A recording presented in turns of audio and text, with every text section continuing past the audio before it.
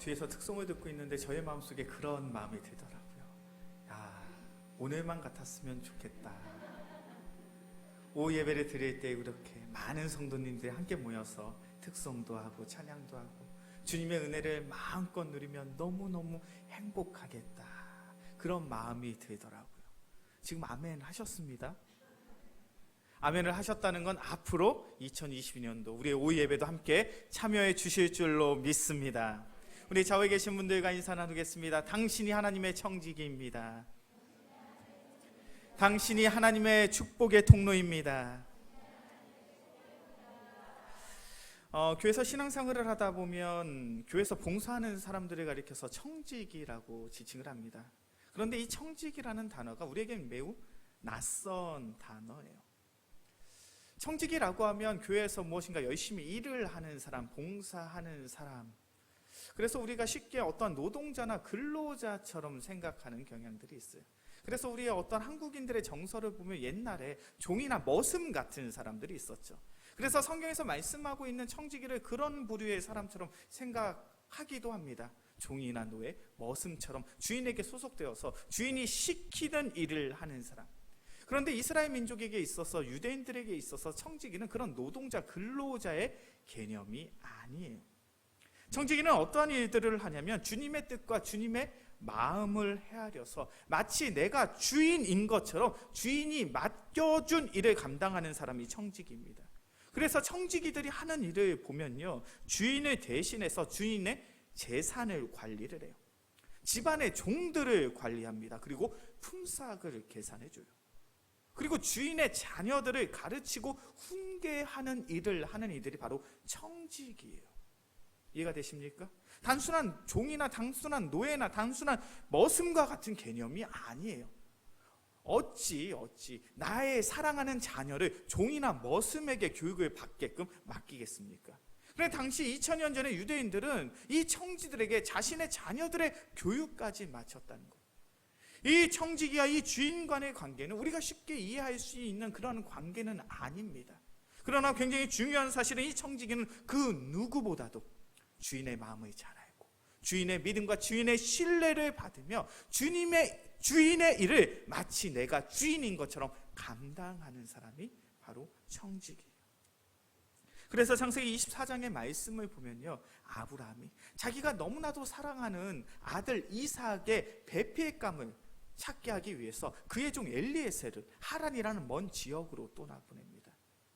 아브라함이 얼마나 이삭을 사랑했는지 우리는 너무나도 잘 알고 있죠. 그 사랑하는 아들 이삭의 책임을, 배필감을 누구에게 맡기냐면 그의 종 엘리에셀에게 맡기는 거예요.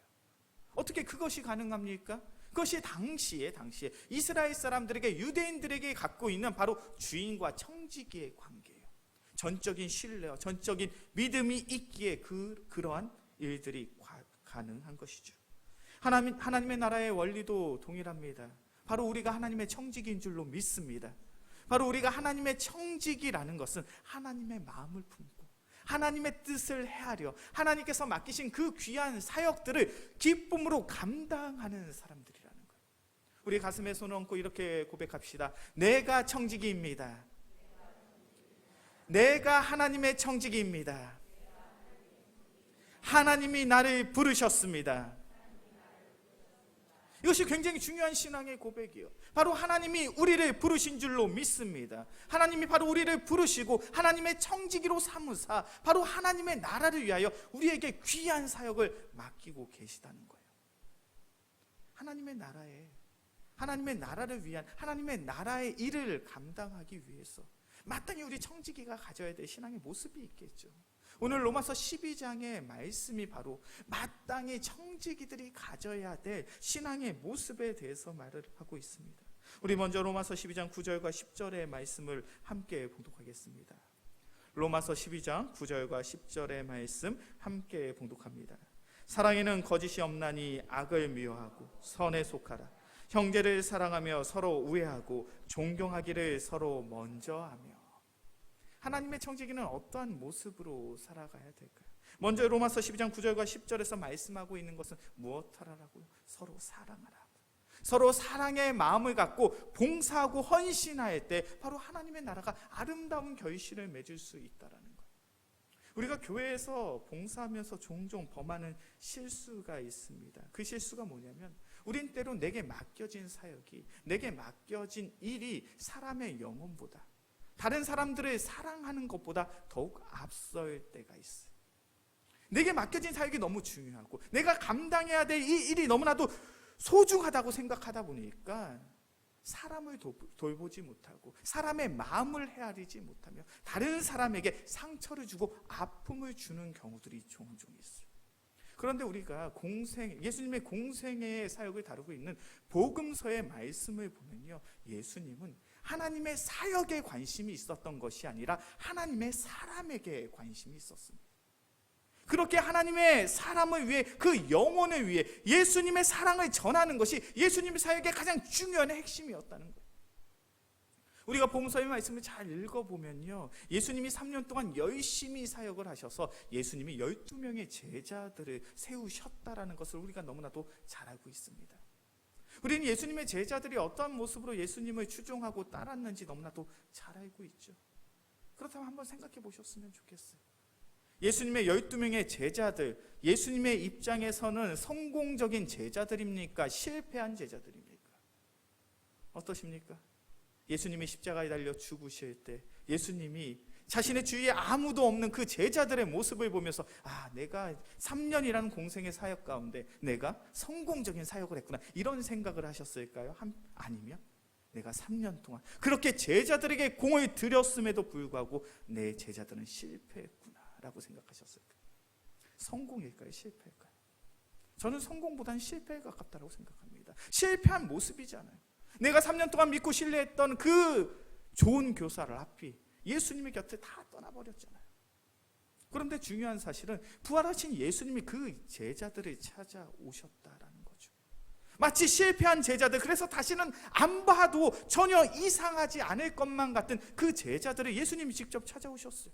밤새도록 그물을 내리고 어부의 일을 했던 그 제자들을 찾아오사 예수님이 친히 조반을 준비하여 주시고 예수님이 베드로에게 묻습니다. 베드로야, 내가 이 사람들보다 나를 더 사랑하니? 예수님이 묻고 계신 건 무엇입니까? 내가 나를 배반하였던, 내가 나를 떠났던, 내가 나의 말씀을 잊고 고향에서 어부의 일을 하던 이것이 중요한 것이 아니라 무엇이 중요합니까? 나를 사랑하느냐, 여전히 예수님을 사랑하는 마음을 갖고 그 마음을 소망하며 살아가고 있느냐, 그것을 물으시잖아요. 우리 신앙의 중심이 무엇입니까? 사람의 영혼에 있어야 돼요. 그 사람을 사랑하는 마음이 바로 성지기의 삶 속에 그 중심에 있어야 돼요. 그때 우리는 아름다운 모습으로 다른 이들에게 상처를 주지 않고 청지기의 사명을 감당할 수 있습니다. 우리 이 자리에 계신 귀한 우리 영광교회 청지기들이 그러한 기도의 제목이 매일마다 솟아나셨으면 좋겠어요. 나는 그 누구보다도 우리 권사님, 우리 집사님들을 사랑하는 청지기가 되리라. 그 사랑의 마음을 안고 우리 권사님, 우리 장로님, 우리 집사님을 위해 기도하겠노라. 그래서 우리 영광교회 귀한 성도들의 삶 속에 사랑의 마음을 통해서 우리가 봉사하고 헌신할 때 세상이 줄 수 없는 참된 행복과 즐거움을 마음껏 누릴 수 있는 우리 모두가 되어지길 주의 이름으로 간절히 축원합니다. 또한 오늘 본문의 말씀을 보면 두 번째로 청지기가 마땅히 가져야 될 신앙의 모습이 있어요. 그것은 바로 성실함입니다. 우리 로마서 12장 11절의 말씀을 함께 봉독하겠습니다. 로마서 12장 11절의 말씀 함께 봉독합니다. 부지런하여 게으르지 말고 열심을 품고 주를 섬기라. 하나님의 청지기가 마땅히 가져야 될 모습은 무엇입니까? 성실하라는 거예요. 부지런하여 게으르지 말고 열심을 품고 주를 섬겨야 된다. 우리가 지난해 말에 마가복음의 말씀을 천천히 강의하면서 설교를 들었습니다. 마가복음 1장의 말씀을 보면요, 예수님이 하루 동안 얼마나 분주하게 하나님의 사역을 감당하셨는지가 너무 잘 설명되어 있어요. 마가복음 1장의 말씀을 보면 이른 아침에 예수님이 깨어나셔서 회당에 가셔서 하나님의 말씀, 천국의 복음을 전합니다. 그런데 수많은 사람들이 예수님께 몰려들어요. 그리고 고침받기를 원합니다. 치료받기를 원하고 치유받기를 원하죠. 그러한 분주하고 바쁜 공생의 사역이 얼마나 예수님의 삶 속에서 치열하게 일어났는지 그것이 마가복음 1장에서 잘 설명해 주고 있어요. 특별히 예수님이 그 하루를 마무리하시는 상황을 마가복음 1장 32절과 34절은 이렇게 설명합니다. 저물어 해질 때 모든 병자와 귀신 들린 자를 예수께 데려오니 온 동네가 그 문 앞에 모였더라. 예수께서 각종 병든 많은 사람을 고치시며 많은 귀신을 내쫓으시되 귀신이 자기를 알므로 그 말하는 것을 허락하지 아니하시느니라. 이제 해가 질 때요. 이른 아침부터 공생의 사역을 감당하신 예수님, 늦은 저녁이 되었습니다. 얼마나 지치고 얼마나 피곤하셨겠습니까? 그런데 저물어 해질 때 모든 병자와 귀신 들린 자들이 예수님을 찾아와. 여전히 예수님의 주위에는 너무나도 많은 사람들이 있어요. 그 많은 사람들이 그 예수님이 계신 문 앞에 모여져 있습니다. 그때 예수님의 선택이 무엇입니까? 오늘 나의 사역의 시간들이 끝났습니다. 나의 근무 시간이 끝났습니다. 그러니 각자 집으로 돌아가셨다가 내일 아침 일찍 오세요. 이렇게 예수님이 대처하셨나요? 그렇지 않아요. 예수께서 각종 병든 모든 사람들을 고치시며 많은 귀신을 내쫓으시되 늦은 시간까지 예수님은 하나님께서 맡기신 그 영혼들을 살핌에 최선을 다하셨어요. 예수님의 공생의 사역에 가장 중요한 키워드가 있다면 그것은 바로 성실함이에요. 우리가 성경 66권의 말씀을 잘 읽어보면 하나님이 사용하시는 사람들의 공통점이 있습니다. 그 공통점이 무엇이냐면 바로 그들은 성실했다라는 거예요. 요셉은 형제들에게 팔림을 당하게 됩니다. 이제 종으로 팔림을 당했죠. 애굽의 종으로 살아갈 때 요셉의 선택이 무엇입니까? 그 누구보다도 성실하게 맡겨진 일에 최선을 다하는 거예요. 그리고 그 결과가 무엇입니까? 보디발의 집에서 가정 총무로서의 일을 감당하게 되죠. 모세는 어떤 상황 속에서 하나님을 만나게 됩니까? 장인의 양을 돌보다가 호렙산에서 하나님과 대면하게 됩니다. 나의 양이 아니에요. 장인 이드로의 양을 돌보다가 하나님을 대면했어요. 모세는 나의 양이 아님에도 불구하고 성실하게 자신에게 맡겨진 그 일을 감당할 줄 아는 사람이었어요.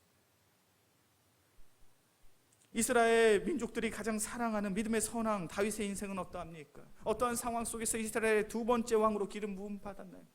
어린 목동이었던 다윗은 바로 아버지의 부름이 있을 때까지 그 양을 돌보는 일에 최선을 다했습니다.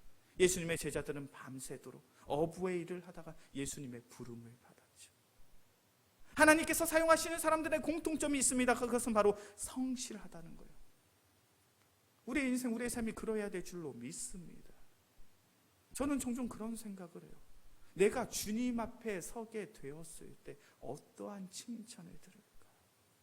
내가 주님 앞에 서게 되었을 때 무엇에 대해서 그나마 내가 좀 자랑할 수 있을까? 그런 생각을 종종 해요.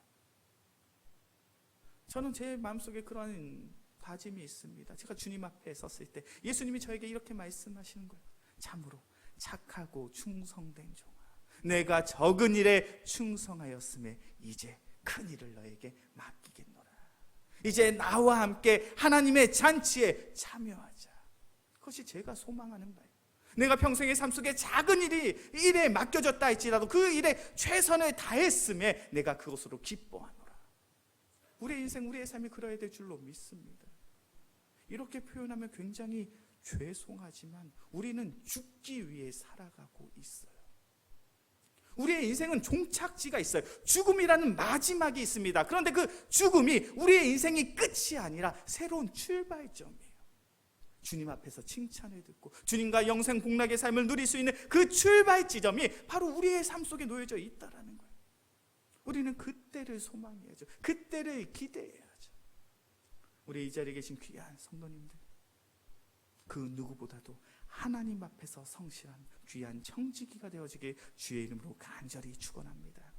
그래야 주님 앞에 섰을 때 우리 모두가 주님의 놀라운 칭찬을 들을 수 있기를 주의 이름으로 간절히 축원합니다. 마지막으로 오늘 본문의 말씀을 보면 청지기의 삶은요, 바로 기도하는 삶이라는 거예요. 우리 로마서 12장 12절의 말씀을 함께 봉독하겠습니다. 로마서 12장 12절의 말씀 함께 봉독합니다. 소망 중에 즐거워하며 환난 중에 참으며 기도에 항상 힘쓰며. 청지기의 삶 속에 무엇이 반드시 있어야 됩니까? 바로 기도하는 삶이 있어야 돼요. 제가 앞서서 말씀드렸죠. 마가복음 1장의 말씀을 보면 예수님은 하루 동안 그 누구보다도 분주하게 바쁘게 그러나 성실하게 하나님께서 맡겨주신 그 귀한 사역들을 잘 감당하셨어요. 하나님께서 그 모든 사역들을 잘 감당하시고 그 다음 날을 마가복음 1장 35절은 이렇게 설명합니다. 새벽 아직도 밝기 전에 예수께서 일어나다가 한적한 곳으로 가사 거기서 기도하시더니. 하루 열심히 하나님께서 맡기신 그 사역에 최선을 다한 다음에 그 다음날 예수님의 선택이 무엇이냐면 이른 새벽에 일찍 일어나서 아무도 없는 곳에 가셔서 기도하고 또 기도하셨어요. 하나님의 나라를 위한 하나님의 사역이 맡겨진 청지기들이 마땅히 가져야 될 신앙의 태도가 무엇입니까? 그것은 기도하는 거예요. 제가 전도사 시절이죠. 한 17년 전, 18년 전인 것 같아요.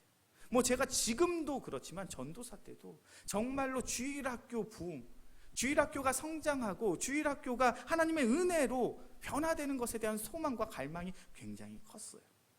그래서 제가 전도사 시절 때 수의를 준비하면서 참여했던 세미나가 있습니다. 우리나라에서 주일학교 사역에 베테랑이라고 이야기할 수 있는 교수님들과 목사님들이 오셔갖고 학생들에게 세미나를 해주시는 거예요. 며칠 전부터 그것이 너무 기대가 되는 거예요. 왜냐하면 그 강연을 듣고 그 세미나를 듣게 되어진다면 저의 사역이 변화될 것 같고 저의 사역이 변화되어진다면 제가 맡은 그 교육부서에 하나님의 놀라운 은혜가 부흥의 역사가 나타날 것만 같은 그런 기대감이 있었기에 얼마나 그 시간을 기대하며 기다렸는지 몰라요. 이제 세미나 당일입니다. 특별히 제가 굉장히 기다렸던 강연하시는 목사님이 계세요.